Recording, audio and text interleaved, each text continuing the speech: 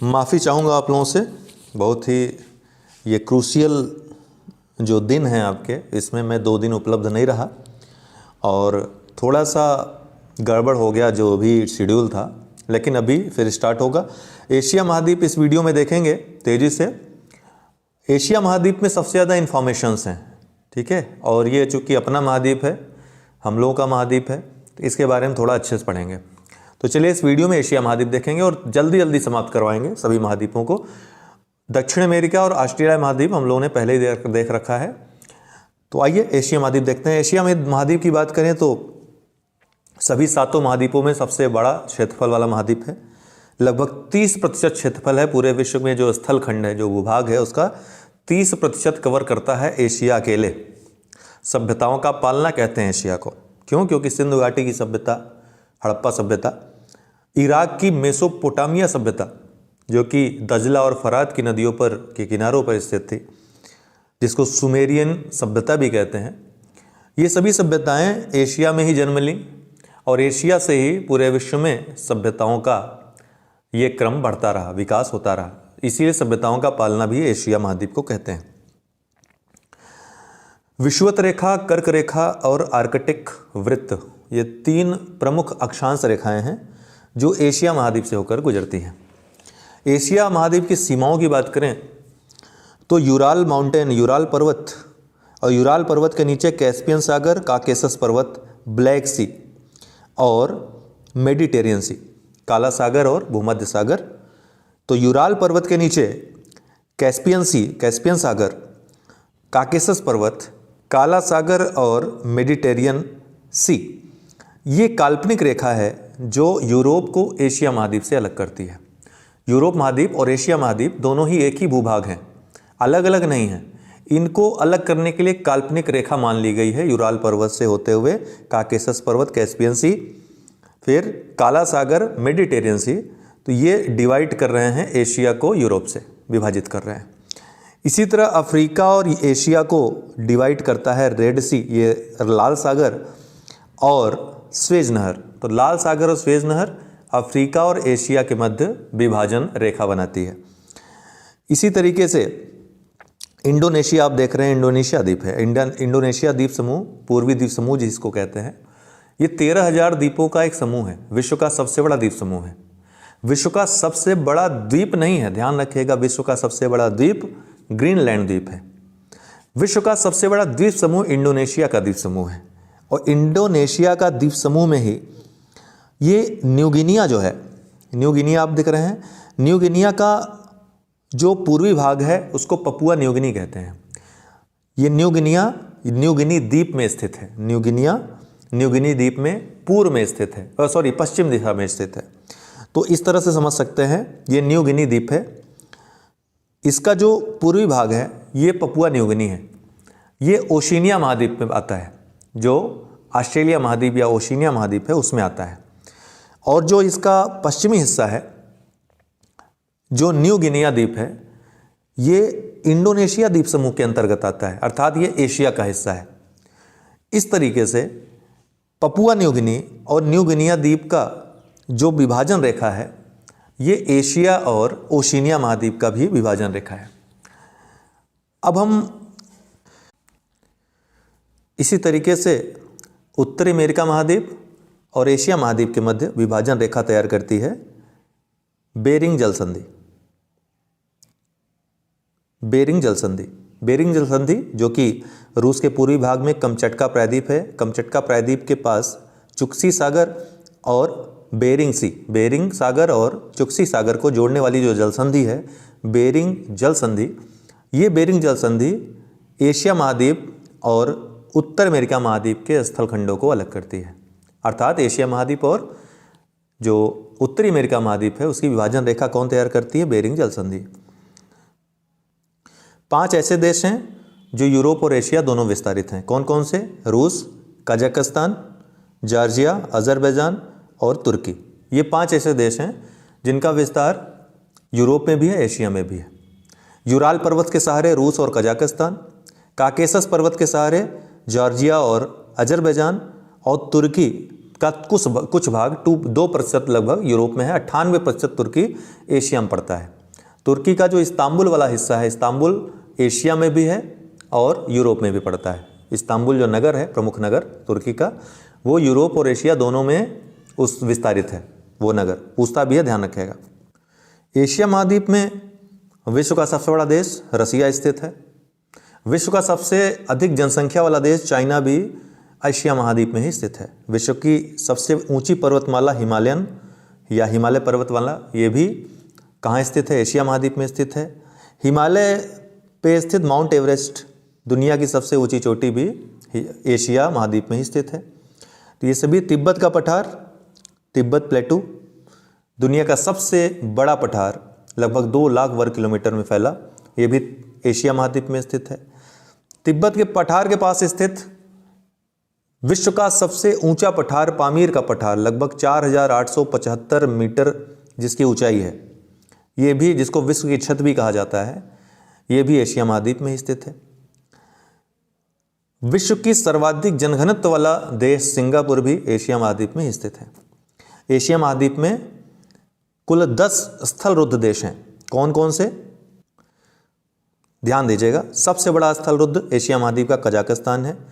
दूसरे नंबर का सबसे बड़ा स्थल रुद्ध देश, अर्थात स्थल रुद्ध देश कौन होते हैं? जिनकी कोई समुद्री सीमा नहीं होती, समुद्री तट नहीं होता जिनका, मंगोलिया, ये दूसरे नंबर का स्थलबद्ध देश है। इसके अलावा जो स्थलबद्ध देश हैं, Azerbaijan, Turkmenistan, Uzbekistan, Afghanistan, Tajikistan, Kyrgyzstan, Azerbaijan नहीं, Turkmenistan, Uzbekistan, Afghanistan, Kazakhstan, Mongolia, ठीक है, किर्गिस्तान, तजाकिस्तान, नेपाल, भूटान, और अंतिम देश जो है, एकमात्र दक्षिण पूर्व एशिया में स्थित देश लाओस। लाओस एकमात्र दक्षिण पूर्वी एशिया क्षेत्र में स्थित देश है जो स्थल रुद्ध है। तो ये कुल 10 देश हैं जो स्थल रुद्ध हैं, एशिया में स्थित देश। दुनिया की सबसे गहरी झील बैकाल पर्वत के पास, बैकाल झील, ये एशिया महाद्वीप में स्थित है, रूस में। विश्व की सबसे बड़ी झील कैस्पियन सागर झील, ये भी एशिया में स्थित है। कैस्पियन लेक भी एशिया में स्थित है। कैस्पियन सागर नाम जरूर है, लेकिन ये है एक लेक, ये चारों तरफ से भू अवस्थित है। ये किसी समुद्री या समुद्र से या सागर से नहीं जुड़ा हुआ है। तो सागर से जुड़ा हुआ होता तब ये सागर होता, या किसी सी लेवल से जुड़ा होता, महासागर से जुड़ा होता, जैसे काला सागर जुड़ा हुआ है भूमध्य सागर से, तो वो सागर है, झील नहीं है। लेकिन कैस्पियन सागर ये कभी रहा होगा, किसी समय जरूर सागर रहा होगा, लेकिन वर्तमान समय में जो इसकी पोजीशन है वो एक झील की है, न कि सागर की। एशिया महाद्वीप में 3 प्रमुख प्रायद्वीप स्थित हैं, बड़े बड़े प्रायद्वीप। एक अरब प्रायद्वीप है, अरब प्रायद्वीप जो विश्व का सबसे बड़ा प्रायद्वीप है। दूसरा ये दक्कन का प्रायद्वीप है, और तीसरा ये जो प्रायद्वीप आपको दिख रहा है, इंडो चाइना का प्रायद्वीप इसको बोलते हैं। तो 3 प्रमुख प्रायद्वीप एशिया महाद्वीप में स्थित हैं। रसिया का जो एशियाई हिस्सा है, यूराल पर्वत के पूर्व में जो हिस्सा है, इसको साइबेरिया प्रदेश के रूप में जानते हैं, साइबेरिया क्षेत्र के रूप में जानते हैं। यहाँ पे 3 प्रमुख नदियाँ बहती हैं। 3 प्रमुख नदियाँ आपको दिख रही होंगी, ओब, येंसी और लीना। ध्यान रखिएगा, पश्चिम से पूर्व दिशा में जाते हुए ओब, येंसी और लीना, इन तीनों का प्रवाह क्षेत्र उत्तर दिशा में है, और तीनों ही आर्कटिक महासागर में जाकर गिरती हैं। किसमें? आर्कटिक महासागर में गिरती हैं। इसके पूर्व में, अर्थात यूराल माउंटेन के पश्चिम में वोल्गा नदी है। यूराल पर्वत के पश्चिम में वोल्गा नदी, अर्थात यूरोप में वोल्गा नदी बहती है, और ये कैस्पियन सागर में गिरती है। सबसे महत्वपूर्ण बात, कैस्पियन सागर में गिरती है। ये उत्तरी सागर में या आर्कटिक ओशन में नहीं गिरती है। ये बहुत पिन पॉइंट है, इस पर प्रश्न आ सकता है और कंफ्यूज हो जाएंगे। और एक प्रश्न और आ सकता है कि वोल्गा, ओब, येंसी और लीना, इनमें से कौन नदी यूरोप की नदी है? तो इसमें से मात्र वोल्गा नदी यूरोप की नदी है, बाकी तीनों ओब, येंसी और लीना एशियाई नदी है, मतलब साइबेरियाई क्षेत्र में बहते हैं, और ये आर्कटिक ओशन में जाकर गिरती हैं। समझ आया? रूस की राजधानी मॉस्को है जो कि यूरोप में स्थित है, इसलिए रूस का अध्ययन हम यूरोप के मानचित्र के अध्ययन में करेंगे। चूँकि राजधानी मॉस्को में है इसलिए हम रूस का संपूर्ण अध्ययन वो यूरोप के ही मानचित्र पर करेंगे। एशिया महाद्वीप पे हम मुख्यतः एशियाई देशों की चर्चा करेंगे। एशिया महाद्वीप के उत्तर में आर्कटिक महासागर, दक्षिण में हिंद महासागर और पूर्व दिशा में प्रशांत महासागर स्थित है। नदियों की बात हम कर रहे हैं तो 3 नदियां आपने महत्वपूर्ण देखी। एक और महत्वपूर्ण नदी है, उस नदी का नाम आमूर नदी है। आमूर नदी ये रूस और चीन के बॉर्डर का निर्माण करती है, रूस और चीन की सीमा पे बहती है। तो आमूर नदी चीन और रूस की सीमा पे बहती है और सी ऑफ ओखोस्टक सागर में जाकर ये अपना जल गिराती है। ध्यान रहेगा, आमूर नदी चीन और रूस की सीमा पे बहते हुए उसका सीमा निर्धारण करते हुए सी ऑफ ओखोस्टक में जाकर गिर जाती है। इस तिब्बत के पठार से एशिया की बहुत ही महत्वपूर्ण नदियां निकलती हैं जिनके बारे में आपको जानना बहुत आवश्यक है। देखिए, एक बात बताऊं कि जो एशिया का पूर्वी भाग है उसमें महत्वपूर्ण नदियां बहुत कम ही हैं, क्योंकि ये भाग सूखाग्रस्त है, बहुत ही मरुस्थलीय क्षेत्र हैं इधर, तो नदियां बहुत कम पाई जाती हैं। लेकिन हैं जो नदियां वो बहुत महत्वपूर्ण हैं, खासकर उनके किनारे बसे शहर, ठीक है, तो उनके बारे में हम पढ़ेंगे। लेकिन जो एशिया के पूर्वी हिस्से में जो नदियां हैं वो ज़्यादा महत्वपूर्ण है, वहाँ से प्रश्न ज़्यादा आते हैं। और ये ऐसी नदियां हैं जो किसी न किसी देश की जीवन रेखाएं हैं, वहाँ की अर्थव्यवस्था उस नदी पर आधारित है। जैसे भारत में गंगा नदी है, ठीक है, बांग्लादेश में ब्रह्मपुत्र नदी है, इसी तरह म्यांमार में आपकी इरावदी नदी है, दक्षिण पूर्वी एशिया में मेकांग डेल्टा क्षेत्र है। ये सभी बहुत महत्वपूर्ण है, जीवन रेखाएं हैं इन सभी देशों जहाँ जहाँ जिस देश में ये बहती हैं। तो आइए इनका अध्ययन करते हैं। प्लेट ऑफ तिब्बत के पठार से जो चीन में बहने वाली नदियां हैं वो प्रमुख नदियां 2 हैं, येलो रिवर और यांगजी या यांगटिक्सिक्यांग रिवर। ये सिर्फ चीन में ही बहती हैं। तिब्बत के पठार से निकल करके येलो रिवर या हांगहो नदी जिसको कहते हैं, ये चीन के लोएस मैदान जिसका रंग मिट्टी का पीला होता है, मुलायम मिट्टी होती है, जिसके कारण कि इस हांगहो नदी का पानी पीले रंग का हो जाता है, जिसके कारण इसको येलो रिवर भी कहा जाता है। येलो रिवर पूर्वी चीन सागर में जिस स्थान पर अपना जल गिराती है, यहाँ का पानी भी चूँकि सागर है, सागर में जहाँ पर पीला जल गिर रहा है, पानी का रंग क्या हो जाएगा, जल का रंग भी पीला हो जाएगा। तो यहाँ पर पोहाई की खाड़ी भी बोलते हैं, जहाँ पे हांगहो नदी का जल गिरता है, वहाँ के पास का सागर पीले रंग का हो जाता है, इसलिए इसको येलो सी भी या पीला सागर के रूप में भी जानते हैं। ये पूर्वी चीन सागर का ही एक भाग है, पूर्वी चीन सागर का ही हिस्सा है। जापान सागर के ठीक नीचे दक्षिण में पूर्वी चीन सागर है। पूर्वी चीन सागर में पोहाई की खाड़ी या चिहली की भी खाड़ी इसको बोलते हैं। यहाँ पर हांगहो नदी अपना जल गिराती है। इस कारण से जो सागर है उसका रंग पीला पड़ जाता है, जिसके कारण इसको पीला सागर भी कहते हैं। पीला सागर काफ़ी विस्तृत हो जाता है।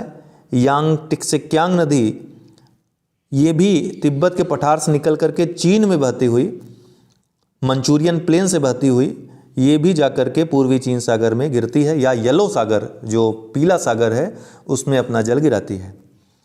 ठीक है, इसके बाद जो महत्वपूर्ण नदी है तिब्बत के पठार से निकलने वाली है वो है मेकांग नदी। मेकांग नदी सिर्फ चीन में नहीं बहती है, चीन से निकल करके ये दक्षिण पूर्वी एशिया के 5 प्रमुख देशों से होकर गुजरती है, और 5 प्रमुख देशों में ये बहुत ही महत्वपूर्ण भूमिका निभाती है वहाँ की अर्थव्यवस्था में। ये 5 प्रमुख देश कौन से हैं? तो ये म्यांमार, ध्यान रखिएगा, म्यांमार, थाईलैंड, एक second, Myanmar, Thailand, Laos, Cambodia और वियतनाम। इन 5 देशों में, चीन के अलावा इन 5 दक्षिण पूर्वी एशियाई के देशों में ये मेकांग नदी बहती है। इस नदी के आर्थिक महत्व के कारण इसको दक्षिण पूर्वी एशिया का डेन्यूब या दक्षिण पूर्व एशिया का गंगा भी कहा जाता है। पूछा जाएगा कि दक्षिण पूर्व एशिया का गंगा या दक्षिण पूर्व एशिया का डेन्यूब किसे कहा जाता है, तो मेकांग नदी को कहा जाता है। ठीक है, और मेकांग नदी इन सभी देशों से प्रवाहित होते हुए साउथ चाइना सी, दक्षिण चीन सागर में ये जाकर गिरती है, यहाँ पर डेल्टा बनाती है। इसका डेल्टा अभी प्रश्न भी आया था, आपको पता है कि कहाँ पर डेल्टा बनाती है, तो दक्षिणी ये वियतनाम में अपना डेल्टा बनाती है, दक्षिण चीन सागर में गिरने वाली नदी है। ओके, हालांकि इसके मुहाने को अगर आप ध्यान से देखेंगे तो ये सिर्फ इसका मुहाना वियतनाम को ही नहीं टच कर रहा है, बल्कि दक्षिणी कंबोडिया को भी हल्का सा टच कर रहा है। तो दक्षिणी कंबोडिया तक इसका मुहाना विस्तृत है। यही कारण है कि कुछ लोगों ने इस प्रश्न को चैलेंज किया है। एक और महत्वपूर्ण नदी है, यहाँ पर आपको स्पष्ट दिख रहा होगा, ये ज़्यादा स्पष्ट है मानचित्र, है ना, यहाँ पे स्पष्ट आप लोगों को दिख रहा होगा। तो एक और नदी तिब्बत के पठार से निकलती है जिसका नाम साल्विन नदी है। साल्विन नदी भी चीन से निकलती हुई सिर्फ म्यांमार में बहती है। ये चीन के बाद सिर्फ म्यांमार में आती है, सिर्फ म्यांमार में बहती है, और म्यांमार से होती हुई साल्विन नदी ये बंगाल की खाड़ी में एक और छोटी सी खाड़ी है जिसको मर्तबान की खाड़ी कहते हैं। मर्तबान की खाड़ी, ध्यान रखिएगा, मर्तबान की खाड़ी में आकर गिरती है। मर्तबान की खाड़ी में एक और नदी गिरती है जो सिर्फ म्यांमार में ही बहने वाली नदी है, और म्यांमार की जीवन रेखा भी कहते हैं इस नदी को। यह है इरावदी नदी। इरावदी नदी इन 5 नदियों में जिसका हमने अभी जिक्र किया, एकमात्र ऐसी नदी है जो तिब्बत के पठार से नहीं निकल रही है, बल्कि ये अराकान योमा के पहाड़ से निकल रही है। अराकान योमा जो पर्वत है, हिमालय का ही जो पूर्वी विस्तार है, वहाँ से निकल रही है। ठीक है, अराकान योमा जो कि म्यांमार और भारत की सीमा भी बनाता है, वो यहाँ से निकल रही है इरावदी नदी। और ये इरावदी नदी पूरी तरह से म्यांमार में बहते हुए बे ऑफ बंगाल में मर्तबान की खाड़ी में जहाँ साल्विन नदी गिर रही है, वहाँ पे ये भी गिर रही है। तो ध्यान रखिएगा 5 नदियों के बारे में। तिब्बत के पठार के पास ही मानसरोवर झील आप देख रहे हैं, ये राकस झील है। बहुत महत्वपूर्ण झीलें हैं नदियों के लिहाज से। मानसरोवर झील के पास कुछ ग्लेशियर हैं, महत्वपूर्ण ग्लेशियर हैं। इन्हीं ग्लेशियरों में एक महत्वपूर्ण ग्लेशियर है जिसका नाम सिंगी खम्बाम ग्लेशियर है। क्या नाम है? सिंगी खम्बाम ग्लेशियर। यहाँ से सिंधु नदी, जो कि बहुत महत्वपूर्ण नदी है, ऐतिहासिक नदी है, वो निकलती है। सिंधु नदी अब पहले कश्मीर से होकर बहती थी, अभी भारत का नया नक्शा है, आप देख सकते हैं। ये लेह जिला से होती हुई, लद्दाख से होती हुई, गिलगिट में एक महाखंड बनाते हुए पाकिस्तान में प्रवेश करती है। ठीक है, ध्यान रहेगा। तो लेह से होती हुई पाकिस्तान में, ये लद्दाख के लेह से होती हुई पाकिस्तान में प्रवेश करती है। उसके पहले गिलगिट नामक स्थान पे गार्ज का निर्माण करती है, महाखंड का निर्माण करती है। काबुल, खुर्रम, गोमल, ये सभी सुलेमान श्रेणी जो कि पाकिस्तान में स्थित है, वहाँ से निकलने वाली नदियाँ हैं जो कि इसकी सहायक नदियाँ हैं, सिंधु की सहायक नदियाँ हैं। वहीं लद्दाख में कुछ नदियाँ इसकी सहायक नदियाँ के रूप में मिलती हैं, जैसे श्योक, गिलगिट, द्रास, नुब्रा, ये सभी लद्दाख में इससे मिलती हैं। सिंधु नदी की जो सबसे प्रमुख सहायक नदियाँ, उनको पंचनद के नाम से जाना जाता है। पंचनद के नाम से जाना जाता है, जिनके बारे में जानना बहुत आवश्यक है। और ये पंचनद जो हैं पाकिस्तान के मिथनकोट नामक स्थान पे, पाकिस्तान का मिथनकोट नामक स्थान है, पाकिस्तान का मिथनकोट नामक स्थान है, जहाँ पर ये सिंधु नदी से आकर मिल जाती हैं। ये स्थान जो है जहाँ पर ये पंचनद, झेलम, रावी, चेनाब, रावी, सतलज, ठीक है, ये सभी आकर मिल रही हैं सिंधु नदी से। इस स्थान का नाम मिथनकोट है जो कि पाकिस्तान में है। तो पूछेगा कि कहाँ पर पंचनद का जल प्राप्त करती है सिंधु नदी, तो मिथनकोट में प्राप्त करती है, पाकिस्तान में है। और यहाँ से होते हुए कराची के पूर्व में, कराची जो शहर है पाकिस्तान का, उसके पूर्व में अरब सागर में सिंधु नदी अपना जल गिराती है। सिंधु नदी तंत्र की जो प्रमुख नदियाँ हैं उसमें जो सबसे उत्तरी नदी है झेलम नदी है। झेलम नदी पीर पंजाल श्रेणी के गिरिपाद से एक लेक है जिसको शेषनाग झील कहते हैं, ठीक है, या वेरीनाग झरना कहते हैं। यहाँ से अपना जल स्रोत प्राप्त करते हुए वूलर झील जो श्रीनगर में स्थित है उसमें मिलते हुए ये पाकिस्तान को निकल जाती है। और पाकिस्तान में झंग नामक स्थान में, ये झंग नामक स्थान है जहाँ पे चेनाब से मिल जाती है। तो चेनाब की मुख्यतः है सहायक नदी है। बाद में ये अंततः ये सभी धाराएं जाकर के कहाँ पर मैंने बताया, सिंधु में मिल जाती हैं। इस जगह का नाम याद रखिएगा, पूछ सकता है कभी भी, क्योंकि अभी तक पूछा नहीं है। तो नए प्रश्न में मिथनकोट नामक स्थान है पाकिस्तान में, जहाँ पे सिंधु को पंचनद का जल प्राप्त होता है। ओके, तो झेलम की बात हुई। फिर चेनाब नदी, जो कि सिंधु की सबसे बड़ी सहायक नदी है। चेनाब नदी बड़ा लाचा दर्रा जो हिमाचल प्रदेश का है वहाँ से निकलती है। ये सबसे बड़ी सहायक नदी है सिंधु की। चंद्रा और भागा इसकी दो धाराएं हैं जो हिमाचल प्रदेश के केलांग नामक स्थान पे मिलती हैं, जिसके बाद इसका नाम चेनाब या चंद्रभागा भी इसको कहते हैं, चेनाब हो जाता है। रावी और ब्यास का उद्गम स्थान रोहतांग दर्रा ही है। रोहतांग दर्रे के पास से रावी नदी निकल करके पाकिस्तान में प्रवेश करती है, भारत में बहते हुए। सराय सिंधु नामक स्थान पे रावी सराय सिंधु नामक स्थान पे चेनाब में मिल जाती है, ध्यान रखिएगा। व्यास नदी ये पूरी तरह से भारत में ही बहती है। व्यास, ये व्यासकुंड से हिमाचल प्रदेश के रोहतांग दर्रे के पास व्यासकुंड नामक स्थान से निकलती है और पंजाब के हरिके नामक स्थान पे सतलज नदी पे मिल जाती है। तो सतलज नदी पे यहाँ हरिके नामक स्थान पे, अमृतसर के दक्षिण में है ये हरिके नामक स्थान, यहाँ पे सतलज नदी में मिल जाती है। सतलज नदी ये मानसरोवर के पास जो राक्षसताल झील है, राकसताल जिसको कहते हैं, जिसका निर्माण ऐसी मान्यता है कि रावण ने किया था, यहाँ से निकल करके ये पूरी तरह से भारत को काटती हुई, मतलब भारत के पहले और भारत के बाद भी अगर कोई नदी है तो सतलज नदी है, पूरी तरह से भारत को विभाजित करते हुए निकलती है। ठीक है, तो भारत में ये सबसे पहले हिमाचल प्रदेश प्रवेश करेगी, हिमाचल प्रदेश के बाद पंजाब में प्रवेश करती है और पंजाब के बाद निकल जाती है सीधे ये पाकिस्तान को। ठीक है, याद रहेगा राक्षसताल से कौन सी नदी निकलती है? सतलज नदी, और भारत को क्रॉस करके ये पाकिस्तान में प्रवेश करती है। ठीक, और सिंधु से जाकर के कहाँ पर मिल जा रही है? सिंधु नदी से किस नामक स्थान पे? मिथनकोट नामक स्थान पे ये मिल जा रही सिंधु नदी से। मानसरोवर झील के पास ही चेमा युंगडुंग ग्लेशियर है। क्या नाम? चेमा युंगडुंग ग्लेशियर। यहाँ से एक बहुत महत्वपूर्ण नदी ब्रह्मपुत्र नदी निकलती है। मानसरोवर झील के पास चेमा युंगडुंग ग्लेशियर से ब्रह्मपुत्र नदी, जिसको चीन में, जिसका महत्वपूर्ण हिस्सा, जो सबसे महत्वपूर्ण भाग है, चीन में स्थित है।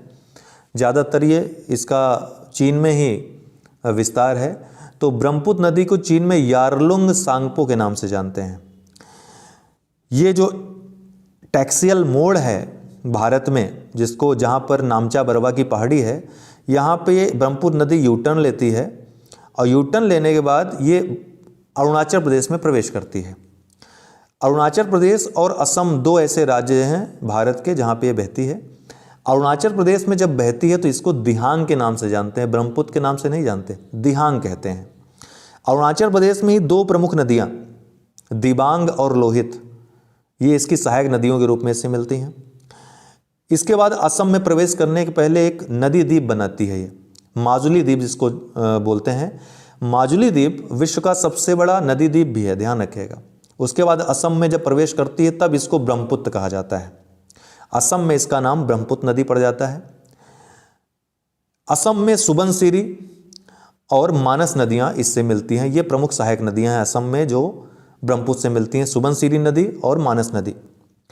प्रमुख शहर जो ब्रह्मपुत्र नदी के किनारे स्थित हैं भारत के, गुवाहाटी, तेजपुर, डिब्रूगढ़, ये सभी ब्रह्मपुत्र नदी के किनारे ही स्थित हैं। इसके अलावा इस नदी की जो सहायक नदियां हैं, पगला दिया, धनसिरी, जिया भरेली, पुलीमाथी, धनश्री, ये सभी भी सहायक नदियां हैं, ब्रह्मपुत्र की छोटी छोटी नदियां हैं। ब्रह्मपुत्र नदी असम के बाद जो है फिर बांग्लादेश में प्रवेश कर जाती है और बांग्लादेश में इसको ब्रह्मपुत्र न कह के जमुना के नाम से जानते हैं। यमुना नहीं, ध्यान रखिएगा, जमुना के नाम से जानते हैं। अब जब ब्रह्मपुत्र नदी हम पढ़ रहे हैं, गंगा ब्रह्मपुत्र डेल्टा पढ़ना है, तो अब हमको पढ़ना होगा गंगा नदी के बारे में। तो गंगा नदी कहाँ से निकलती है? उत्तराखंड में, ध्यान रखिएगा, गंगोत्री हिमनद है। उत्तराखंड में गंगोत्री नामक हिमनद है। वहाँ पे गोमुख नामक स्थान है। गोमुख नामक स्थान से गंगा नदी नहीं निकलती है, ध्यान रखिएगा। गंगा की ही धारा रहती है, उसको गंगा न करके भागीरथी नदी कहते हैं। भागीरथी नदी आगे बढ़ करके भागीरथी नदी देवप्रयाग में अलकनंदा नामक नदी से मिलती है। अलकनंदा, भागीरथी, ये मिल करके इनकी जो संयुक्त धारा है ये देवप्रयाग में मिलती है और यहाँ पर गंगा नाम से इनको जाना जाता है। ध्यान रखिएगा, देवप्रयाग में अलकनंदा भागीरथी से मिलती है, जहाँ इनको गंगा के नाम से जाना जाता है। अलकनंदा नदी का जो स्रोत है वो बद्रीनाथ के पास सतोपंथ ग्लेशियर है। तो भागीरथी नदी गोमुख से निकलती है, गंगोत्री हिमनद से। अलकनंदा नदी बद्रीनाथ के सतोपंथ ग्लेशियर से निकलती है। इन दोनों नदियों का संगम होता है देवप्रयाग में, जहां पे इन दोनों नदियों की धारा मिलकर के गंगा नदी कहलाती है। इतना याद रहेगा आपको। यहीं से उत्तराखंड से यमुनोत्री नामक हिमनद है, वहां से गंगा की सबसे बड़ी, सबसे लंबी सहायक नदी यमुना नदी निकलती है, जो इलाहाबाद के प्रयाग में गंगा से किस तरफ से, दाहिनी तरफ से मिलती हैं। दाहिनी तरफ से मिलती हैं, ठीक है। गंगा इस तरफ प्रवाहित हो रही हैं, तो अगर आप अपना सिर इस तरफ करें तो आपको पता चल जाएगा दाहिनी तरफ से ये नदियाँ रहेंगी, बाईं तरफ से ये नदियाँ रहेंगी। तो याद भी रखने के लिए बहुत अच्छा है कि कौन कौन सी नदियाँ दाहिनी तरफ से मिल रही हैं गंगा से, कौन कौन सी नदियाँ बाईं तरफ से मिल रही हैं। अक्सर प्रश्न भी पूछा जाता है। तो यमुना जो है सबसे लंबी सहायक नदी है गंगा की, और ये इलाहाबाद के संगम में स्थित यहाँ गंगा से मिलती हैं। इसी कारण इसका नाम संगम रखा गया है। और ये बाईं तरफ से मिलती हैं, ठीक है। और कहाँ से निकलती है? यमुनोत्री हिमनद से। कानपुर, बनारस, पटना, इलाहाबाद, हरिद्वार, ये सभी प्रमुख शहर हैं जो गंगा नदी के किनारे स्थित हैं। गंगा नदी, अब जब बात हो रही है थोड़ी सी, तो भारत की ही बात कर लेंगे, आप लोगों को याद रहेगा। देखिए, गंगा नदी की जो सहायक नदियां हैं, यमुना नदी तो चलिए दाहिनी तरफ, पहले बाईं तरफ की नदियों की बात कर लेंगे। ये रामगंगा नदी है जो गंगा से मिल रही है बाईं तरफ, फिर गोमती नदी, फिर घाघरा नदी, फिर गंडक नदी, फिर कोसी नदी, और अंत में सबसे लास्ट में सबसे पूर्व में कौन सी नदी मिलती है गंगा से? तो महानंदा, याद रखिएगा, महानंदा। इसी क्रम में याद रखिएगा, ये सभी बाईं तरफ से मिलने वाली नदी हैं गंगा में। दाहिनी तरफ से कौन सी नदी मिलती है? तो सबसे पहले हम बात करेंगे यमुना नदी की। यमुना नदी की भी सहायक नदियां हैं कुछ, चंबल, बेतवा, केन, ये सभी तीनों नदियां किसकी सहायक नदियां हैं? यमुना की सहायक नदियां हैं। ये गंगा में डायरेक्ट नहीं मिलती हैं, ध्यान रखिएगा। गंगा में डायरेक्ट मिलती है यमुना, सोन, और टोंस। इसके पहले टोंस, यमुना, टोंस और सोन नदियां, ये सभी गंगा की सहायक नदियां हैं जो दाहिनी दिशा से आकर के गंगा से मिलती हैं।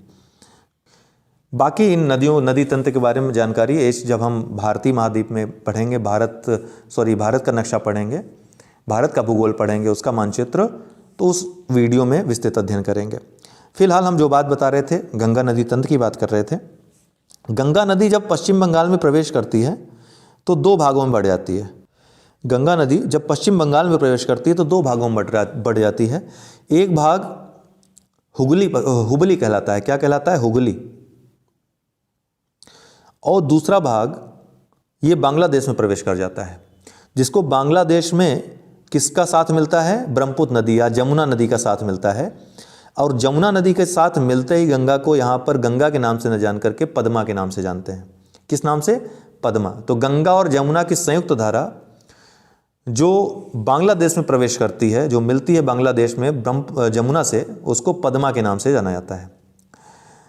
यही पद्मा बांग्लादेश के चांदपुर नामक स्थान पे मेघना नामक नदी की धारा से मिलती है और इसको मेघना के नाम से जानने लगते हैं। और यही मेघना नदी जाकर के बंगाल की खाड़ी में गिरती है, जहाँ पे गंगा ब्रह्मपुत्र का डेल्टा, जो कि संसार का सबसे बड़ा डेल्टा है, उसका निर्माण होता है, जिसको सुंदरवन डेल्टा के नाम से भी जानते हैं।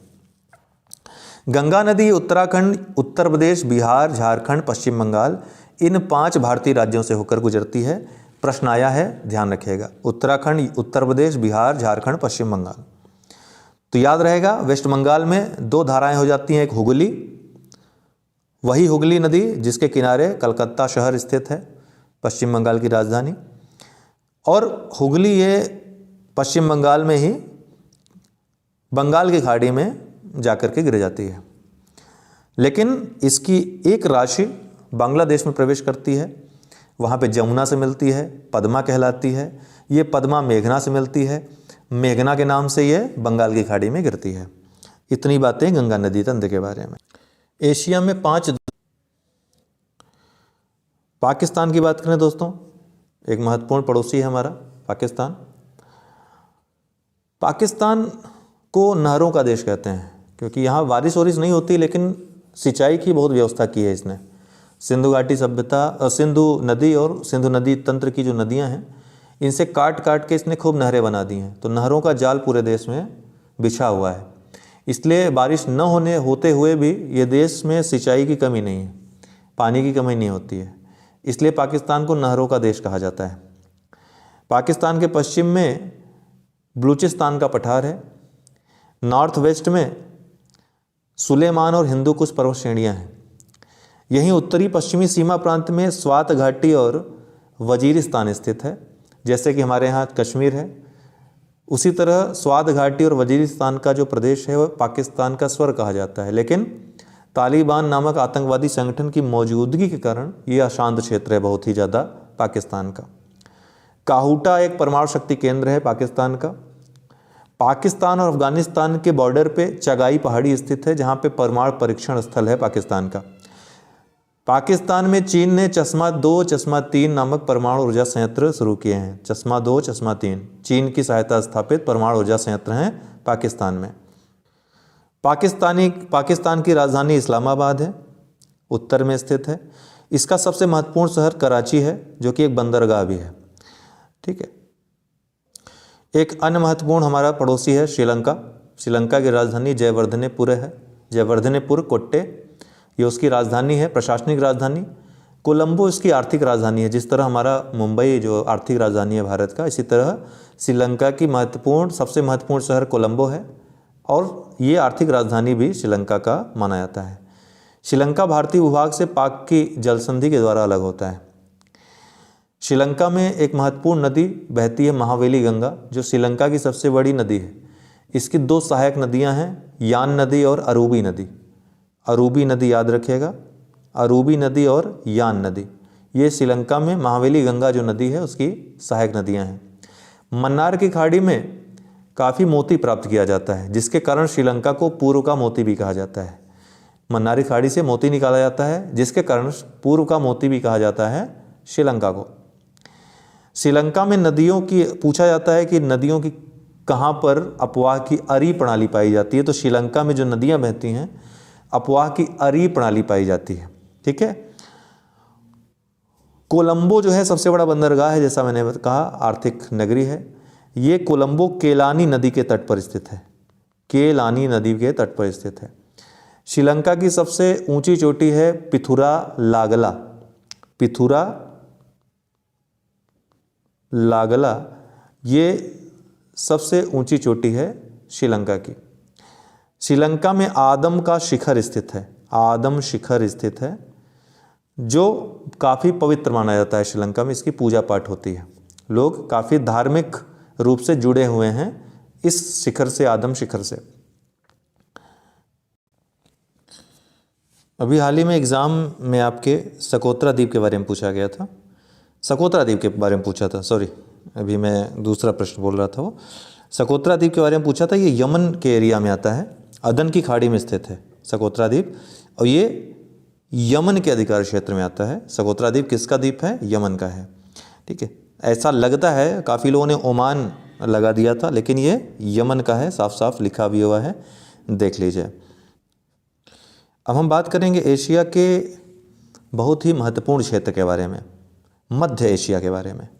मध्य एशिया जो है ये काफ़ी दुर्गम क्षेत्र है, ये बहुत ही दुर्गम क्षेत्र है। मध्य एशिया की जो परिभाषा दी जाती है उसमें केवल 5 ही देश हैं जो सब तरह की परिभाषा में खरे उतरते हैं। ये 5 देश आपको सामने दिख रहे हैं, कजाकिस्तान, तुर्कमेनिस्तान, उज्बेकिस्तान, तजाकिस्तान और किर्गिस्तान। ये 5 देश हर तरह की परिभाषा में ये आते हैं मध्य एशिया के। हालांकि चीन का कुछ भाग, अफगानिस्तान का कुछ भाग और मंगोलिया का भी कुछ भाग इसके अंतर्गत माना जाता है, लेकिन ये 5 देश पक्के हैं कि 5 देश इसमें आते हैं।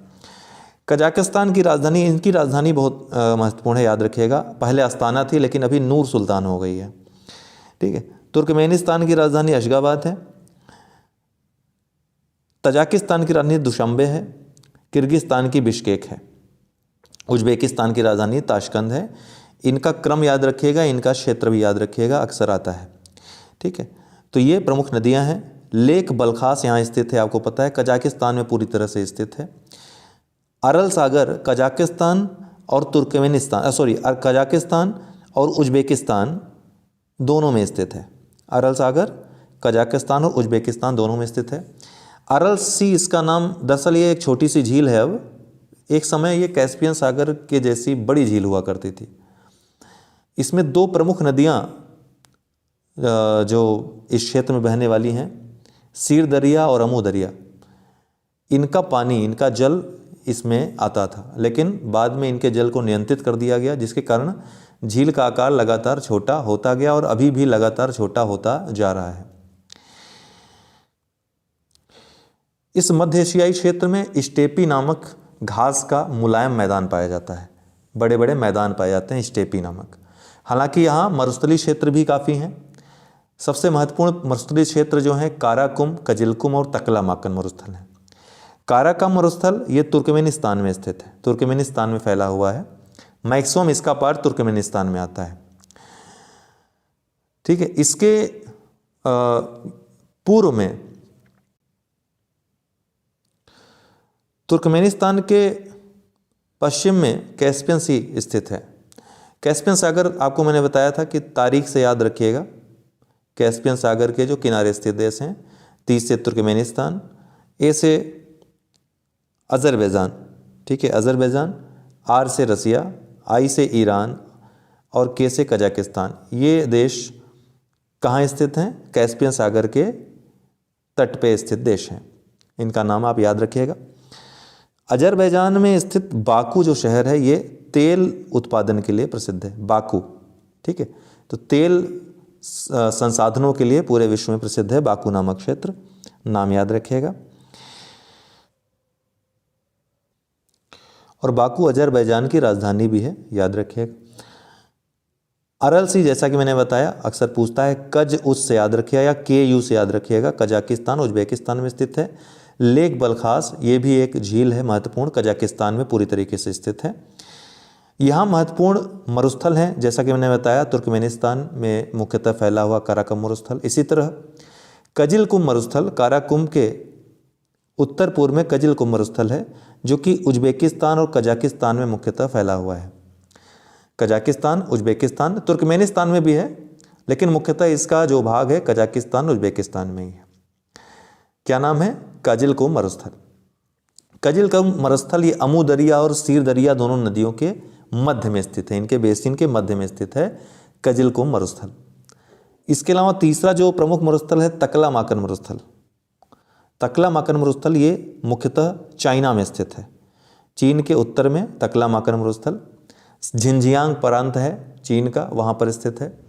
लगभग 70% एरिया तकलामाकन मरुस्थल का चीन में पड़ता है। बाकी कुछ एरिया इसका कजाकिस्तान में, तजाकिस्तान में, किर्गिस्तान में और तजाकिस्तान में भी पड़ता है। इन देशों में भी कुछ एरिया इनका पड़ता है।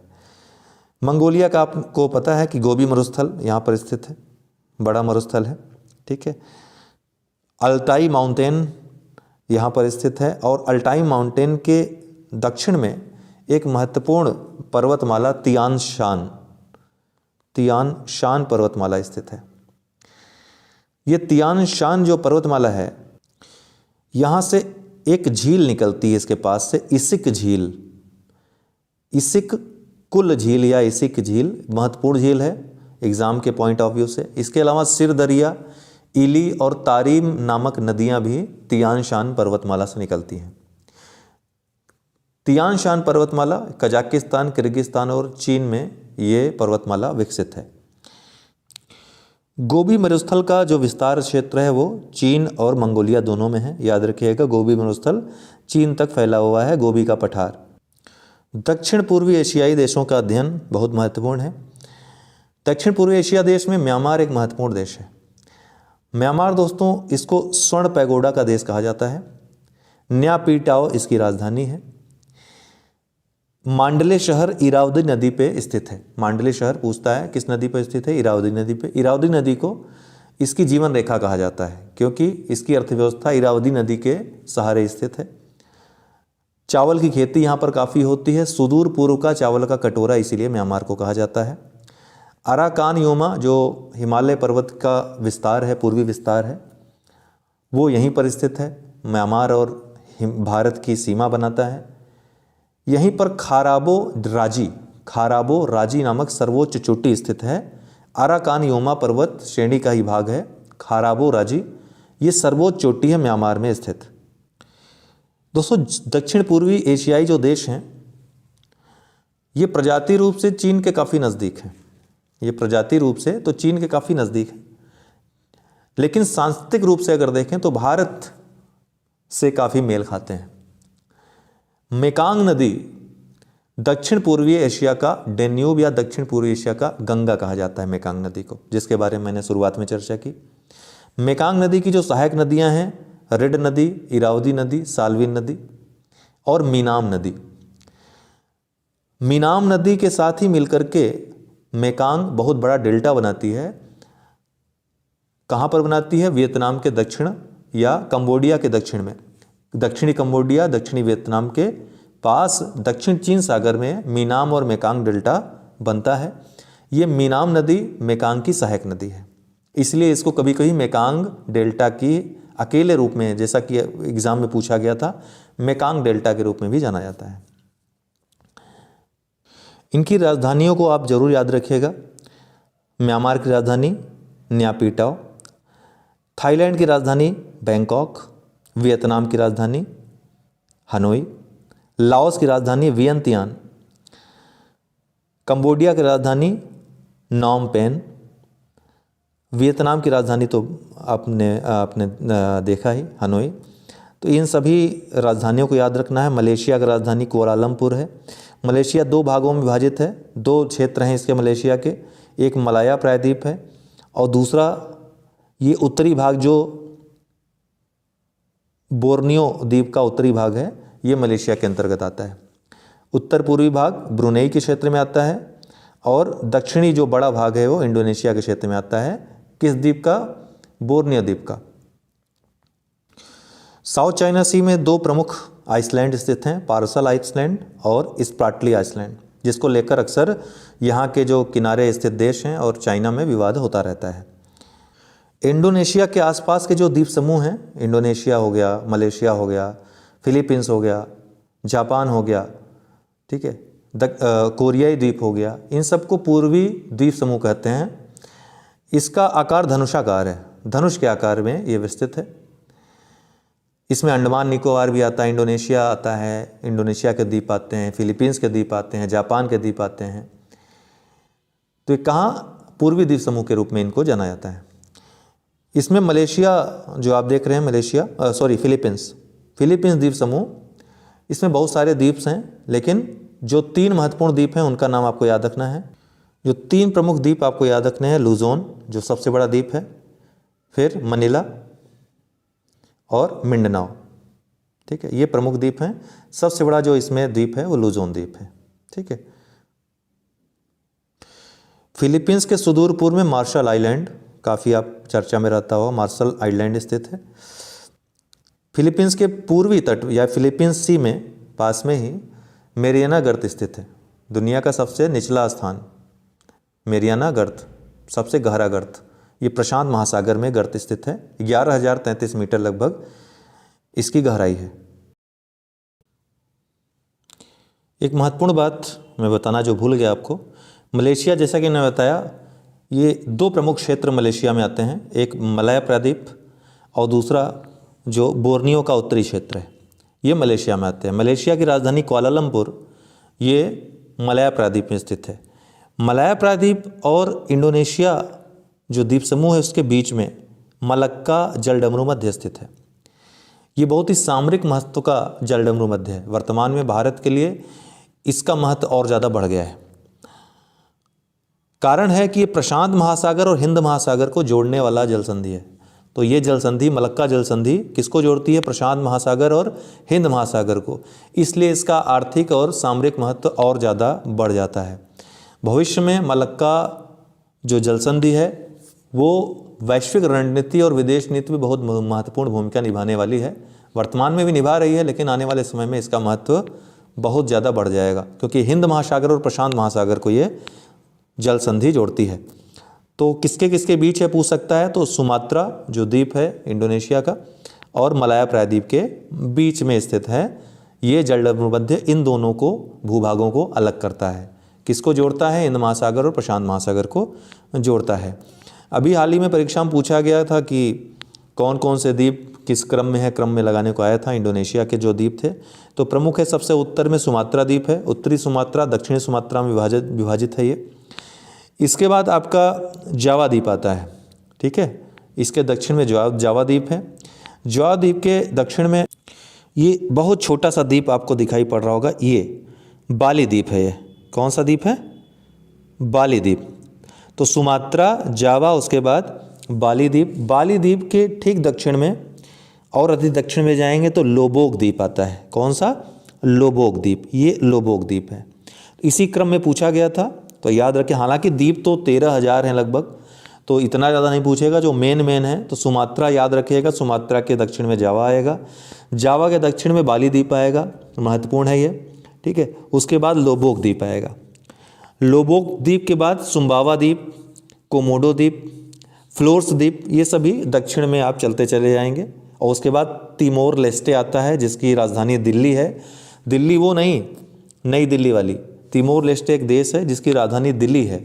इसलिए मैं बता रहा हूँ क्योंकि ये अगर पूछ लेगा, ये तिमोर लेस्टे जो कंट्री है देख रहे हैं, इसकी राजधानी दिल्ली है। तो कभी कोई पूछ लेगा, दिल्ली को मिलान करने के लिए आएगा, तिमोर लेस्टे की राजधानी दिल्ली, तो आप लोग याद रखिएगा कि तिमोर लेस्टे की राजधानी दिल्ली नहीं, दिल्ली है। ओके। इसके अलावा बोर्नियो जो ये द्वीप है, इसमें 3 देशों का हमने बताया अधिकार है। एक तो मलेशिया का, दूसरा ब्रुनेई का, तीसरा इंडोनेशिया का। इंडोनेशिया का मैक्सिमम जो क्षेत्र है इसका इंडोनेशिया के अंतर्गत ही आता है। बोर्नियो द्वीप में ही नई राजधानी जो इंडोनेशिया की है कालीमंतान, इसी में स्थित है। पुरानी राजधानी जो जकार्ता थी वो जावा द्वीप पे स्थित थी, ठीक है, उत्तर में, उत्तरी जावा में स्थित थी। अभी जो नई राजधानी है कालीमंतन इंडोनेशिया में, ये बोर्नियो द्वीप में स्थित है। ओके। ये इरियन जाया, अब हमने आपको बताया कि जो पपुआ न्यूगिनी द्वीप है 2 भागों में विभाजित है। जो पूर्वी भाग है वो पपुआ न्यूगिनी कंट्री है, जो कि ओशिनिया महाद्वीप में स्थित है। ये जो पूर्वी भाग है, जो पश्चिमी भाग है, पश्चिमी भाग इंडोनेशिया के अधिकार क्षेत्र में आता है। इसी को यहाँ पे क्या लिखा है? इरियन जाया। इरियन जाया, इसको इरियन जाया के रूप में भी जानते हैं। तो कभी आपसे न्यूगिनी द्वीप न देकर, न्यूगिनिया द्वीप न देकर इरियन जाया दे दे तो ध्यान रखिएगा, ये इंडोनेशिया के अधिकार में जो न्यूगिनी द्वीप का भाग आता है इरियन जाया के नाम से जाना जाता है। एक और प्रमुख जल संधि है सुंडा जल संधि, याद रखिएगा, सुंडा जल संधि। ये सुमात्रा और जावा द्वीपों को विभाजित करती है। सुमात्रा और जावा द्वीपों को कौन सी जल संधि विभाजित कर रही है? सुंडा जल संधि सुमात्रा और जावा द्वीपों को विभाजित कर रही है। इसके अलावा ये सुंडा जो जल संधि है, जावा सागर आप देख रहे हैं, जावा सागर को हिंद महासागर से जोड़ती है। जावा सागर को हिंद महासागर से जोड़ती है, प्रमुख जल संधि है। मकासार जल संधि आपको दिख रही होगी बोर्नियो के दक्षिण पश्चिम में। मकासार जल संधि दक्षिण पूर्व में। ये मकासार जल संधि किसको अलग कर रही है? बोर्नियो द्वीप को और सुलावेसी द्वीप। सुलावेसी द्वीप बोर्नियो द्वीप का जो इंडोनेशियाई क्षेत्र है, और सुलावेसी द्वीप ये तो इंडोनेशिया का ही द्वीप है। इन दोनों को अलग करने वाली जल संधि कौन है? मकासार जल संधि है। एक बात ध्यान दीजिएगा, बाली द्वीप और लोम्बोक द्वीप, इसके बीच से होती हुई एक काल्पनिक रेखा खींची गई है। एक ब्रिटिश अधिकारी प्रकृतिवादी था, उसके द्वारा, ठीक है। ये रेखा सुलावेसी द्वीप और बोर्नियो द्वीप के बीच से गुजरती हुई फिलीपींस के मिंडनाओ तक चली जाती है। ठीक, इसको वालेस लाइन कहते हैं। ध्यान रखिएगा, इसको क्या कहते हैं? वालेस लाइन कहते हैं। तो वालेस लाइन क्या करती है? ऑस्ट्रेलिया और दक्षिण पूर्वी एशियाई जीवों को चित्रित करती है। जो जीव जंतु हैं यहाँ पे और जो वनस्पति है उनको विभाजित करने वाली रेखा, इसको क्या कहते हैं? वालेस लाइन कहते हैं। कहाँ से गुजरती है पूछ सकता है कभी, मान लीजिए एग्जाम में, तो आपके लिए नई जानकारी होगी है। अल्फ्रेड रसेल वालेस नाम था जिन्होंने ये काल्पनिक रेखा खींची थी, इसलिए उनका नाम, इस रेखा का नाम वालेस लाइन के रूप, उनके नाम पे वालेस लाइन पड़ गया। ठीक है।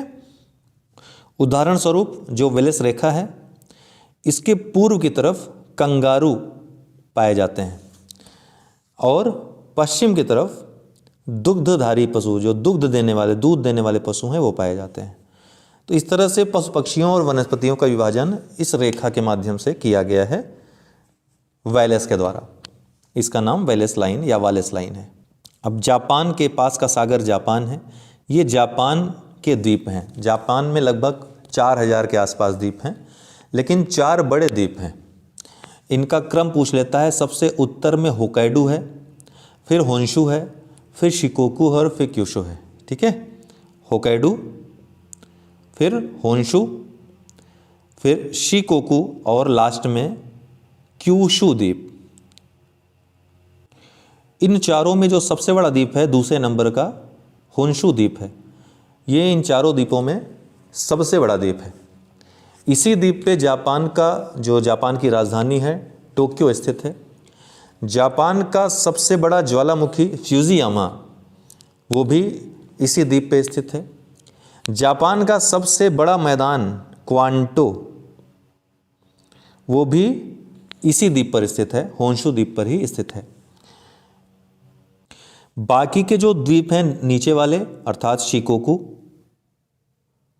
और क्यूशू, इसमें 2 प्रमुख शहर स्थित हैं। वही प्रमुख शहर जहाँ पे परमाणु हमला किया था अमेरिका ने। तो शिकोकू द्वीप पे हिरोशिमा और क्यूशू द्वीप पे नागासाकी शहर स्थित हैं। जापान को दोस्तों पूर्व का ग्रेट ब्रिटेन, निप्पन, सूर्योदय का देश, फूलों का देश या सुकुमार देश के रूप में भी जाना जाता है। ठीक है। जापान का सबसे बड़ा मैदान मैंने बताया क्वांटो है, जो कि होन्शु द्वीप पे स्थित है। टोक्यो याकोहामा, ये विश्व का सबसे बड़ा नगरीय समुदाय है। टोक्यो याकोहामा, यहाँ पे कार और ट्रक का वृहत मात्रा में निर्माण होता है। जापान का ओसाका शहर पूर्व का मैनचेस्टर कहा जाता है। पूर्व का मैनचेस्टर कहा जाता है। जापान के अन्य प्रमुख औद्योगिक शहर यवाटा, नागोया, कोबे, ये सभी अन्य प्रमुख औद्योगिक शहर जापान में जो स्थित हैं, जो परीक्षा में आपके जरूरी हैं जानने। मालदीव द्वीपी देश ये भी है, राजधानी माले है। लक्षद्वीप के मिनिकॉय नामक जो द्वीप है, लक्षद्वीप का मिनिकॉय द्वीप है। मिनिकॉय द्वीप से 8 डिग्री चैनल इसको अलग करती है। मिनिकॉय द्वीप से लक्षद्वीप का जो मिनिकॉय द्वीप है वो मालदीव को 8 डिग्री चैनल अलग करती है। ठीक है। 8 डिग्री चैनल किसको किसको अलग कर रही है? मालदीव को और मिनिकॉय द्वीप को, या फिर लक्षद्वीप भी आएगा तो वो भी सही है, क्योंकि मिनिकॉय द्वीप लक्षद्वीप का ही एक द्वीप है। अब अरब प्रायद्वीप के देशों को देखते हैं, जो सबसे महत्वपूर्ण और यही छूटा हुआ हिस्सा है आपका, सऊदी अरब। अरब प्रायद्वीप का आप देखेंगे सबसे बड़ा विश्व का प्रायद्वीप है अरब प्रायद्वीप। इसका 80% हिस्से पे सऊदी अरब अकेले ये देश फैला हुआ है। तो सबसे बड़ा इस प्रायद्वीप का देश कौन है? सऊदी अरब है। सऊदी अरब की राजधानी रियाद है। क्या है? रियाद है। सऊदी अरब के दक्षिण में दोस्तों रब अल खाली मरुस्थल विश्व का सबसे बड़ा रेतीला मरुस्थल है। सऊदी अरब के दक्षिणी भाग में स्थित रब अल खाली मरुस्थल विश्व का सबसे बड़ा रेतीला मरुस्थल है। ध्यान रखिएगा, रेतीला मरुस्थल है, विश्व का सबसे बड़ा रेतीला मरुस्थल है। विश्व का सबसे बड़ा मरुस्थल कौन सा है ये कमेंट बॉक्स में आप बताएंगे। वो एशिया महाद्वीप में नहीं आता है, लेकिन विश्व का वो सबसे बड़ा मरुस्थल है। वो कहाँ पर है आप लोग कमेंट बॉक्स में जवाब देंगे, किस महाद्वीप में है। अन्य प्रमुख मरुस्थल जो स्थित हैं सऊदी अरब में अल नफद मरुस्थल, सऊदी अरब के उत्तर में स्थित है अल नफद मरुस्थल। ठीक है, ये मक्का जो पवित्र शहर है, मक्का जाने के लिए जद्दा में हवाई अड्डा और बंदरगाह दोनों स्थित हैं। तो जद्दा को मक्का का द्वार कहा जाता है, जद्दा को मक्का का द्वार कहा जाता है। यहाँ पे बंदरगाह और हवाई अड्डा स्थित हैं, ध्यान रखिएगा। जद्दा में बंदरगाह भी है, हवाई अड्डा भी है। इसके अलावा एक और महत्वपूर्ण देश है संयुक्त, सऊदी अरब के अलावा संयुक्त अरब अमीरात। ये 7 प्रमुख अमीरातों से मिलकर बना हुआ है। संयुक्त अरब अमीरात ये 7 अमीरातों से मिलकर बना हुआ है। इसकी राजधानी अबू धाबी है। ये 7 जो अमीरात हैं, अबू धाबी, दुबई, शाराज हो, अल लाइन, रास अल खवामिक, आजमान और हुजीरा, जिनमें अक्सर आप नाम सुनते होंगे 3 का, अबू धाबी, दुबई और शारजहाँ का। ये 3 नाम आपको अक्सर इसलिए सुनाई पड़ते होंगे क्योंकि यहाँ पर क्रिकेट अक्सर आपको देखने को मिलता है। ठीक है, इसलिए चर्चा में रहते हैं। बाकी अल आइन, रास अल खामिक, आजमान, हुजीरा, इनके नाम आपको कम सुनने को मिलते होंगे। ये 7 अमीरातों का देश है संयुक्त अरब अमीरात, जिसकी राजधानी अबू धाबी है। लाल सागर एशिया को अफ्रीका से अलग कर रहा है। ये सऊदी अरब के किस तरफ स्थित है? पश्चिम में स्थित है। सऊदी अरब के दक्षिण में यमन नामक देश स्थित है। यमन की राजधानी है सना। यमन की राजधानी क्या है? सना या साना। ये एक पर्वतीय देश है, पर्वतों से ढका हुआ देश है। अदन नामक एक बंदरगाह यहाँ पर बहुत प्रसिद्ध है। बंदरगाह, ये अदन बंदरगाह इसी के नाम से, इसके दक्षिण में जो खाड़ी है, समुद्री खाड़ी, इसको अदन की खाड़ी के नाम से जाना जाता है। इसको अदन की खाड़ी के नाम से जाना जाता है। यमन में ही वादी ए दहर नामक एक बहुत ही भयंकर ज्वालामुखी स्थित है। बहुत ही भयंकर ज्वालामुखी, डॉट कहते हैं उसको, ज्वालामुखी डॉट। कहाँ स्थित है? वादी ए दहर, तो यमन में ही स्थित है। यमन जो है जिबूती से, जिबूती आप देख रहे हैं, अफ्रीका का जिबूती, जिबूती से बाब अल मंडेब, नाम याद रखिएगा, बाब अल मंडेब जल संधि से अलग होता है। तो यमन अफ्रीकी देश जिबूती से बाब अल मंडेब नामक जल संधि से अलग होता है। ठीक है, अदन बंदरगाह, जिसको पोर्ट ऑफ कॉल कहते हैं, आपने देख लिया, दक्षिण में स्थित है। चूंकि यमन पर्वतीय देश है, समुद्र के किनारे पर स्थित है, इसलिए अरब देशों में सर्वाधिक अगर वर्षा किसी देश में होती है तो यमन में होती है। ये स्टेटमेंट याद रखिएगा। पीसीएस में शायद यहीं से प्रश्न भी आया था। ये लाल सागर है, बाब अल मंडेब यहाँ पर है, अदन की खाड़ी को लाल सागर से ये जोड़ता है और किसको अलग करता है? जिबूती को यमन से अलग करता है। ठीक है, यमन के पूर्व में ओमान नामक देश स्थित है। ओमान की राजधानी मस्कट है। ओमान में एक महत्वपूर्ण बंदरगाह है अकाबा बंदरगाह। क्या? अकाबा बंदरगाह। ओमान के पास ओमान की खाड़ी स्थित है। ओमान के, आप उत्तर पूर्व में देखें, ओमान की खाड़ी स्थित है।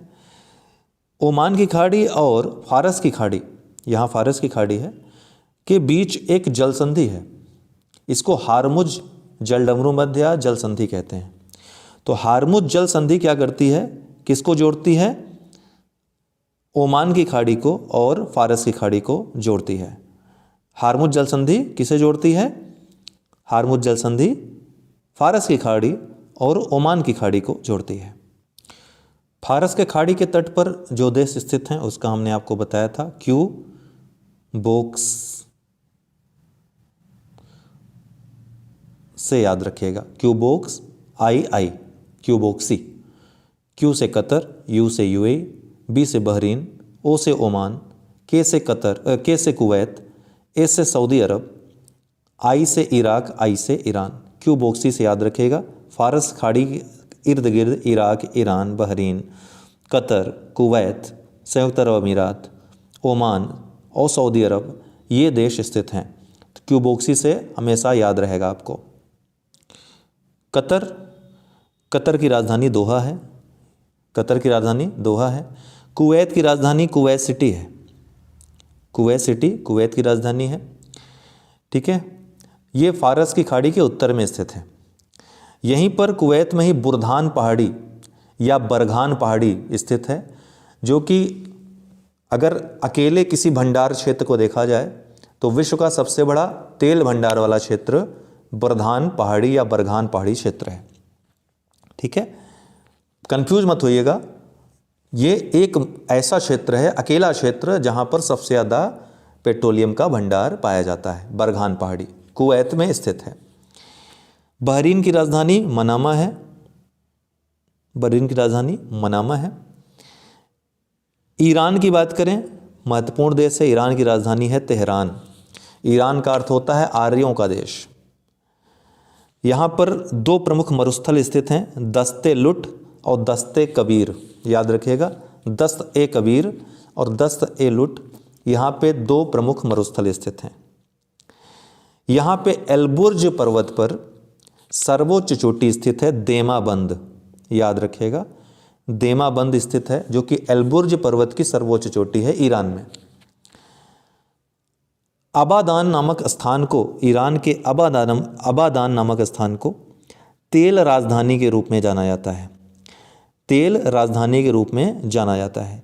इसके अलावा यहाँ पे तेल के काफ़ी भंडारण क्षेत्र हैं, अक्सर एग्ज़ाम में पूछ लेता है, उनके नाम याद रखिएगा। लाली, करमशाह, नफ्त साफिद, हफ्त केल, गच्छ सारन, ये सभी तेल उत्पादन या तेल भंडारण क्षेत्र हैं जो कि ईरान में पाए जाते हैं। ईरान में अधिकतर जनसंख्या वाले जो क्षेत्र हैं, दजला फरात जो नदियां हैं उनके डेल्टा में, दजला फरात वही नदियां हैं, टिग्रिस और यूफ्रेटस के नाम से भी इनको जानते हैं। वर्तमान में टिग्रिस नदी और यूफ्रेटस नदी के नाम पे दजला फरात नदियों को जाना जाता है। तो चाहे दजला फरात आए या टिग्रिस यूफ्रेटस आए, दोनों एक ही हैं। वही दजला फरात नदियाँ जिसके किनारे इराक की मेसोपोटामिया या सुमेरियन सभ्यता विकसित हुई थी। तो इसके डेल्टा में ही अधिकतर जनसंख्या निवास करती है। इराक की राजधानी बगदाद है। इराक की राजधानी बगदाद है। बगदाद एक महत्वपूर्ण ऐतिहासिक और पवित्र स्थल है। बगदाद जो है टिग्रिस नदी या दजला नदी के किनारे ही स्थित है। ये टिग्रिस नदी के किनारे स्थित है। सीरिया की राजधानी दमिश्क है। अक्सर ये अशांत क्षेत्र रहता है सीरिया वाला। दमिश्क इसकी राजधानी है। तुर्की, जैसा कि मैंने कहा, यूरोप और एशिया दोनों में है इसका विस्तार, लेकिन एशिया में लगभग 90% तुर्की का क्षेत्र अवस्थित है। इस्तांबुल ये जो देश है, इस्तांबुल जो शहर है तुर्की का, ये यूरोप और एशिया दोनों में फैला हुआ है। काफ़ी बड़ा शहर है, सबसे बड़ा शहर है तुर्की का। तुर्की की राजधानी अंकारा है, दिख रहा है साफ साफ। ठीक है, काला सागर के तट पे स्थित देशों में से एक तुर्की भी है। हालांकि काला सागर के बारे में बेहद चर्चा हम यूरोप महाद्वीप में करेंगे, कौन कौन से देश अवस्थित हैं। ठीक है, तो तुर्की को एशिया का प्रवेश द्वार भी कहते हैं। तुर्की सबसे पूर्वी देश अगर कोई है एशिया का तो तुर्की है। सबसे पश्चिमी देश है तुर्की, एशिया का प्रवेश द्वार भी कहते हैं। 98% एशिया में स्थित है, 2% यूरोप में स्थित है। तो यूरोप पे जो आता है तुर्की के रास्ते आना उसके लिए सरल होता है, इसलिए एशिया का प्रवेश द्वार इसको कहते हैं। अगर यूरोप से एशिया में आना हो तो तुर्की में आ गए, मतलब एशिया में आ गए, तो एशिया का प्रवेश द्वार इसको कहते हैं। राजधानी अंकारा है। महत्वपूर्ण पठार है अनातोलिया का पठार, जो कि पॉन्टिक और टारस पर्वत श्रेणी के मध्य स्थित है। यहाँ पर एक महत्वपूर्ण पर्वत है, पठार है अनातोलिया का पठार, जो कि पॉन्टिक पर्वत और टारस पर्वत श्रेणियों के मध्य स्थित है। इसकी सर्वोच्च चोटी है माउंट अरारात। यहाँ पर अंगोरा नामक बकरियाँ मिलती हैं, जिनके ऊन से अंगोरा नामक उत्पाद प्राप्त किया जाता है। अंगोरा ऊन प्राप्त किया जाता है। जो कि काफ़ी गर्म रखता है, काफ़ी प्रसिद्ध है। अंगूरा ऊन किससे निकाला जाता है? अंगूरा बकरियों से। और ये कहाँ पाए जाते हैं? तुर्की में पाए जाते हैं, माउंट अरारात के आसपास, अनातोलिया के पठार के क्षेत्र के आसपास। तुर्की में इजामिर की घाटी है जो कि इसका प्रमुख औद्योगिक क्षेत्र है, यहाँ अफीम का काफ़ी उत्पादन होता है। टर्की में स्थित वान झील दुनिया की सबसे अधिक खारी झील है, लवणी झील है। सबसे अधिक लवणता वाली झील वान झील कहाँ पर स्थित है? तुर्की में। इस प्रायद्वीप पे एक अन्य देश स्थित है, जॉर्डन। जॉर्डन की राजधानी अम्मान। जॉर्डन 90% मरुस्थलीय देश है, 90% मरुस्थलीय देश में। यहाँ पे मृत सागर स्थित है जो समुद्र तल से लगभग 440 मीटर नीचे है। दुनिया का सबसे निचला बिंदु कहा जाने वाला ये सागर है और खारे पानी की सबसे निचली झील भी इसको कहा जाता है। क्या नाम है? मृत सागर, जॉर्डन का मृत सागर। अकाबा बंदरगाह ये जॉर्डन का सर्वप्रमुख बंदरगाह है, अकाबा बंदरगाह, नाम याद रखिएगा।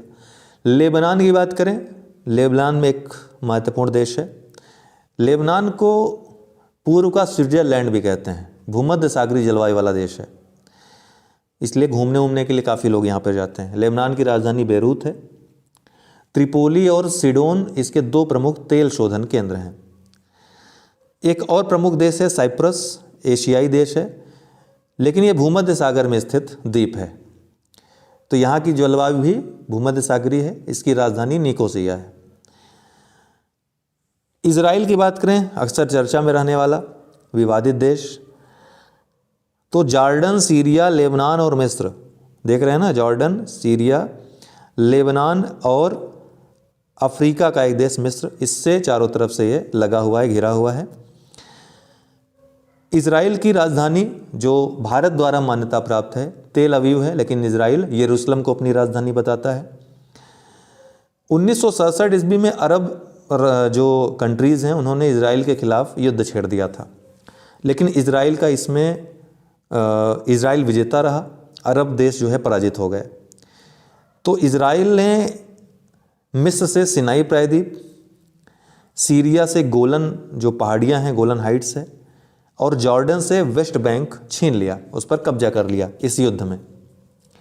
1978 के आसपास मिस्र ने इजराइल को मान्यता प्रदान कर दी। तो ऐसा करने पर इजराइल खुश हो गया और उसने सिनाई जो प्रायद्वीप हासिल कर लिया था उसको मिस्र को वापस सौंप दिया, जो कि स्वेज नहर का ही एक भाग था। यरूशलेम जो कि मान्यता देता है इसको इजराइल अपनी राजधानी के रूप में, एक महत्वपूर्ण शहर है यरूशलेम। तीनों ही प्रमुख धर्मों, इस्लाम, यहूदी और ईसाई धर्म, तीनों का पवित्र स्थल है। फिलिस्तीन के साथ इस जगहों को लेकर के विवाद रहता है। फिलिस्तीन इजराइल का ही एक स्वायत्तशासी प्रदेश है, लेकिन अपने आप को एक देश मानता है। भारत फिलिस्तीन और इजराइल से एक देश के रूप में ही संबंध स्थापित किए हुए है। ये भारत की विदेश नीति की सफलता है। मुख्यतः फिलिस्तीन के साथ और इजराइल का जो विवाद है वेस्ट बैंक और गाजा पट्टी को लेकर है। फिलिस्तीन की राजधानी के रूप में रामल्ला को मान्यता प्राप्त हुई है। रामल्ला, फिलिस्तीन को अगर जो भी देश एक देश के रूप में मान्यता देते हैं वो रामल्ला को इसकी राजधानी के रूप में पहचान देते हैं। फिलिस्तीन देश के रूप में, उसकी राजधानी के रूप में रामल्ला को। आई थिंक कुछ छूटा नहीं होगा, जितनी चीज़ें हो सकती थी। नेपाल भूटान तो चर्चा ही नहीं की है। नेपाल दोस्तों, नेपाल की राजधानी काठमांडू है। ये हिमालय पर्वतीय क्षेत्र है, हिमालय से घिरा हुआ अंतस्थ राज्य है, मतलब भारत और चीन के बीच स्थित राज्य है। ऐसे राज्यों को बफर स्टेट कहते हैं, बफर राज्य है। मध्य हिमालय जो है उसको यहाँ पर महाभारत श्रेणी के रूप में जाना जाता है। नेपाल में भारत के द्वारा विकसित, भारत की मदद से विकसित एक नगर है विराट नगर। इस विराट नगर एकमात्र औद्योगिक क्षेत्र के रूप में इसकी पहचान है नेपाल में। तो नेपाल का एकमात्र औद्योगिक शहर क्या नाम है? विराट नगर। भूटान की बात करें तो भूटान की राजधानी दोस्तों थिम्पू है। भारत का परम मित्र राज्य है। लैंड ऑफ थंडरबोल्ट भी इसको कहते हैं। यहाँ का जो सबसे ऊंचा शिखर है वो है कूला कांगड़ी। कूला कांगड़ी वज्रयान बौद्ध धर्म के मानने वाले यहाँ पर ज़्यादा रहते हैं। 2 और महत्वपूर्ण देश रह गए हैं कोरिया प्रायद्वीप के, अर्थात उत्तर कोरिया और दक्षिण कोरिया। महत्वपूर्ण थे, अभी छूट जाता तो ये होता कि इसमें बताया नहीं था। तो उत्तर कोरिया दक्षिण कोरिया के मध्य सीमा जो विभाजित करती 38 डिग्री समानांतर रेखा, ये कोरियाई सैन्य विहीन क्षेत्र है। यहाँ पे दोनों देशों की सेनाएं, सैन्य विहीन कहने को है लेकिन यहाँ पर सबसे ज़्यादा सेनाएं यहीं पर मौजूद हैं पूरे विश्व में अगर देखा जाए। ठीक, तो ये एक प्रकार से शांत क्षेत्र घोषित हुआ। दक्षिण कोरिया और उत्तर कोरिया के मध्य एक समझौते का एक बिंदु है, 38वीं समानांतर रेखा इसको जानते हैं। उत्तर कोरिया उत्तर में स्थित है, दक्षिण कोरिया दक्षिण में स्थित है, इसमें कोई शक नहीं है। उत्तर कोरिया की राजधानी प्योंगयांग है, तानाशाही राजा है वहाँ का। अमनोक नदी चीन की और उत्तर कोरिया की सीमा बनाती है। कौन सी नदी? अमनोक नदी। वहीं रूस, उत्तर पूर्वी जो रूस का भाग है और नॉर्थ कोरिया के बीच एक नदी बहती है, तुमेन नदी। तुमेन नदी ये इन दोनों को अलग करती है, उत्तर कोरिया और रूस को अलग करती है। इन दोनों की सीमा बनाती है तुमेन नदी। अमनोक नदी चीन और नॉर्थ कोरिया की सीमा बनाती है, तुमेन नदी नॉर्थ कोरिया और रूस की सीमा बनाती है। ठीक है। दक्षिण कोरिया की राजधानी सियोल है। दक्षिण कोरिया की राजधानी सियोल है। सियोल एक विकसित देश है, विकसित राष्ट्र है। इसको शांत प्रातः काल की भूमि भी कहा जाता है। जेजू सबसे बड़ा द्वीप है दक्षिण कोरिया का। क्या नाम है? जेजू। ये सबसे बड़ा द्वीप है। दक्षिण कोरिया के दक्षिण में कोरिया जल संधि और सुसीमा जल संधि हैं जो जापान सागर को पूर्वी चीन सागर से जोड़ती हैं। जापान सागर को पूर्वी चीन सागर से जोड़ती हैं।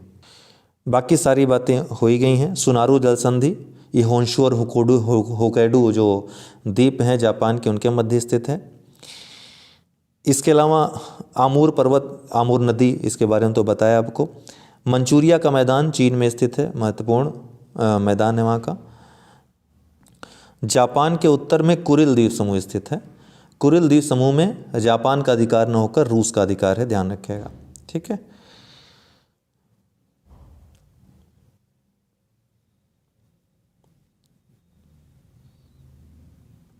ठीक है, आई थिंक कुछ बचा नहीं है जो बताने लगा। हालांकि एशिया बहुत ही ज़्यादा विस्तृत है, इतनी ज़्यादा इन्फॉर्मेशन है कि कुछ न कुछ तो छूटा होगा, लेकिन एग्ज़ाम ओरिएंटेड सारी चीज़ें आपकी इसमें हमने कवर करा दी हैं।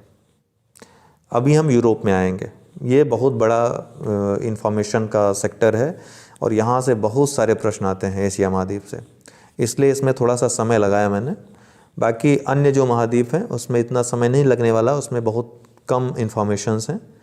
तो मिलते हैं नेक्स्ट यूरोप महाद्वीप के साथ। बहुत बहुत धन्यवाद।